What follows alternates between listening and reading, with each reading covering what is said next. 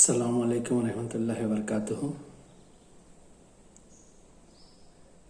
اعوذ باللہ من الشیطان الرجیم، بسم اللہ الرحمن الرحیم۔ والتین والزیتون وطور سینین وہذا البلد الامین، لقد خلقنا الانسان فی احسن تقویم ثم رددناہ اسفل السافلین الا الذین آمنوا وعملوا الصالحات فلهم اجر غیر ممنون فما یکذبک بعد بالدین الیس اللہ باحکم الحاکمین۔ والتین، اور انجیر کی قسم، والزیتونی، اور زیتون کی قسم،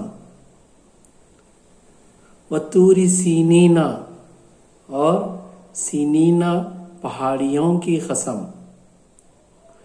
وحاذل بلد الامین، اور اس امن والے شہر یعنی شہر مکہ کی قسم، لقد خلقنا الانسان فی احسن تقویم، بے شک خلقنا الانسان، ہم نے پیدا کیا انسان کو، ہم نے انسان کی تخلیق فرمائی، فی احسن تقویم، بہترین حالت میں، بہترین اسٹیٹ میں، ثم رددناہ، پھر اسے لوٹا دیا، اسفل سافلین، پستی سے پستی کی طرف، الا الذین آمنوا، مگر سوائے ان کے جو ایمان لے آئے، وعملوا الصالحات، اور جنہوں نے نیک اعمال کیے، فلہم اجر غیر ممنون، فلہم ان کے لیے اجر ہے، ثواب ہے، غیر ممنون، کبھی نہ ختم ہونے والا، فما یکذبک بعد بالدین، اور کیا یہ لوگ قیامت کو جھٹلا رہے ہیں، یہ کہہ رہے ہیں کہ قیامت نہیں آنے والی ہے؟ الیس اللہ باحکم الحاکمین، کیا اللہ حکومت کرنے والوں پر حکومت کرنے والا نہیں ہے؟ اس سورے میں اللہ تعالیٰ انجیر کی قسم کھا رہے ہیں، زیتون کی قسم کھا رہے ہیں، اور سینینا پہاڑیوں کی قسم کھا رہے ہیں، اور شہر مکہ کی قسم کھا رہے ہیں۔ یہ تمام قسم کھا کر اللہ تعالیٰ یہ بول رہے ہیں کہ ہم نے انسان کو بہترین حالت میں پیدا فرمایا۔ ہم اس لفظ کو سمجھیں گے، احسنی تقویم، بہترین حالت۔ وہ بہترین حالت کیا تھی؟ وہ بہترین حالت کیا ہے جس کی طرف اللہ تعالیٰ اشارہ فرما رہے ہیں؟ وہ بہترین حالت یہ تھی کہ انسان یعنی آدم علیہ السلام کو جب اللہ تعالیٰ تخلیق فرمائے تو ان کو جنت میں داخل فرمایا، اور جنتیوں کا لباس عطا فرمایا، اور ان سے یہ کہا کہ اے آدم، آپ اور آپ کی بیوی حوا دونوں جنت میں رہو، اور آپ کا جو دل چاہے وہ کھاؤ پیو، مگر ہاں خبردار اس درخت کے قریب تک بھی نہ جانا، اور اس درخت کا پھل نہ کھانا، ورنہ آپ ظلم کرنے والوں میں سے ہوں گے، اپنے ہی نفس پر، اپنے آپ پر ظلم کرنے والوں میں سے ہوں گے۔ تو وہ جو جنت کی حالت تھی اور وہ جو جنت کا لباس تھا، وہ لباس کی خاص بات یہ تھی کہ اس لباس میں نہ ہی دنیاوی تقاضے ہوتے تھے۔ دنیاوی تقاضے مطلب پسینہ آنا، नाक से रेश का खारिज होना, फुजला का इखराज, टॉयलेट और लैट्रिन नहीं आता था। ये तमाम तकाज़ों से पाक थे आदम अलैहिस्सलाम जब वो जन्नती लिबास में थे, और हवा अलैहिस्सलाम भी उसी लिबास में थे और जन्नत में रहते थे।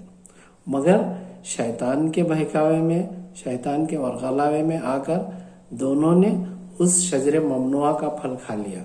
नतीजन क्या हुआ कि अल्लाह ताला फरमा रहे हैं कि उन पर उन दोनों की शर्मगाहें खुल गई। वो एक दूसरे की शर्मगाहों को देखने लगे। फिर मारे शर्म के वो दोनों अंजीर के और जैतून के दरख्त के पत्तों से अपनी शर्मगाहों को छुपाने लगे। इसीलिए अल्लाह ताला फरमा रहे हैं वत्तीनी वज़्ज़ैतून, और अंजीर की कसम और जैतून की कसम, लक़द खलक़नल इंसान, बेशक हमने इंसान को बेहतरीन हालत में पैदा फरमाया, यानी जन्नत का लिबास अता किया, जन्नत में रहने को कहा, और अपने जो मन चाहे, जो दिल की ख्वाहिश हो, उन तमाम मेवों को और फलों को खाने की इजाज़त दी। और ना ही उनको दुनियावी तकाज़े थे, ना पसीना आता था, ना ही टॉयलेट आता था, ना ही लैट्रिन आता था, और ना ही नाक से रेश का इखराज होता था। ये तमाम तकाज़ों से पाक आदम अलैहिस्सलाम और हव्वा अलैहिस्सलाम उस वक्त थे जब वो जन्नत में थे। फिर उन्होंने शजरे ममनुआ का फल खा लिया, फिर उनके जन्नत का लिबास उतर गया। इसी का जिक्र करते हुए अल्लाह ताला फरमा रहे हैं सुम्मा रददनाहु अस्फला साफिलीन। अस्फला साफिलीन यानी जमीन की तरफ भेज दिया। अब जमीन में क्या है? बेतहाशा भूख लगती है और बेतहाशा प्यास लगती है, और दूसरे तमाम तकाजे शुरू हो गए, आदम के साथ लग गए मरते दम तक। फिर उसके बाद फरमा रहे हैं कि इल्लल्लज़ीना आमनू व अमिलुस्सालिहात, मगर ये तमाम तकाजे ईमान वालों के लिए फिर से क्या होंगे? वो जन्नत में दाखिल होंगे, फिर से उन्हें जन्नत का लिबास पहनाया जाएगा, फिर से वो लोग अस्फल साफिलीन से फिर से अहसनी तक़वीम में आ सकते हैं। कब? जब वो ईमान लाए, अमल सालेह करें और खातिमा बिल खैर हो, तो फिर से इंशाअल्लाह अल्लाह चाहे तो उन्हें उनका ये जन्नत का लिबास यानी अहसनी तक़वीम फिर से हासिल कर सकते हैं।